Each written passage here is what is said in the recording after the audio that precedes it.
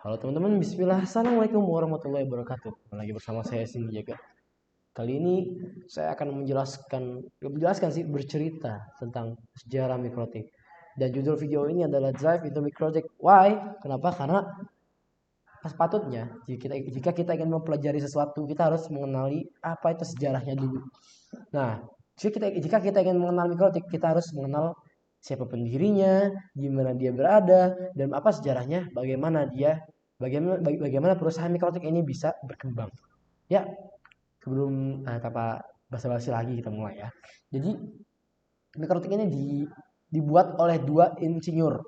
Yang pertama dibuat oleh John Trulli dan juga Ernest Rextens. Nah, jadi kedua ini tuh dia sejarahnya awal tuh sebenarnya kalau Ernest Rextens dia adalah asli sebelumnya ini mikrotik ini berasal dari Riga di Latvia yang mana di sebelah Rusia atau di dekat Moldova ya.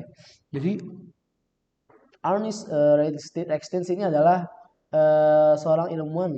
Setahu saya dia adalah seorang ilmuwan yang berada di yang darah asli dari Riga Latvia. Kalau John Trulli ini adalah mekanik imigran yang berasal dari Amerika. Jadi John Trulli bertemu dengan Ernest Rextens dan mendirikan Mikrotik. Nah sebelumnya ini Mikrotik ini bukanlah dia bukan dia bukan pembuat router sebelumnya. Dia bukan produser router, bukan produser alat-alat pembantu jaringan, bukan. Dia itu sebelumnya itu adalah penyebar ISP apa? Pemberi layanan ISP ataupun Internet Service Provider.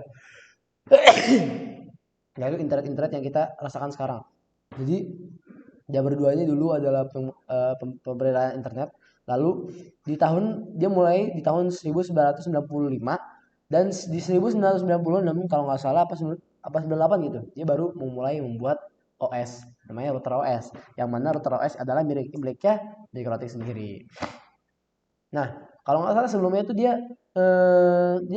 sebelum membuat Mikrotik dia pernah sebelum membuat router dia tuh sebelumnya pernah memberi layanan ISP yang pertama kalau nggak salah di New Delhi apa di India di sekitar India itu 400 orang enggak 400 rumah kalau nggak salah 400 klien.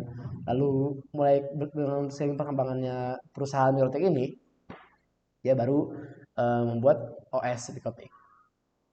Nah jadi kalau Mikrotik ini kalau kita kenal ya unggulannya adalah routernya OS-nya dan juga layanan hardware-nya dibanding dengan ISP-nya. Nah ini timeline-nya tuh panjang lama ya. Udah sekitar kalau sekarang tahun 2024 berarti sekitar 24 tambah 5 29 tahun lalu atau bisa dibilang kalau dibuatin 30 tahun lalu Mikrotik ini telah berdiri. Foundernya adalah John Trulli dan Ernest Rextens yang saya bilang tadi ilmuwan dan teknisi dari Amerika dan juga Riga Latvia. Letaknya di Riga Latvia di Eropa Utara. Nah ini nih timeline singkatnya.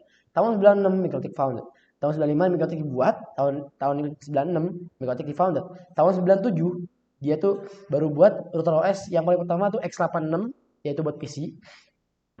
Baru tahun 2002 router board pertama dibuat ataupun router yang bisa dipakai pertama dibuat.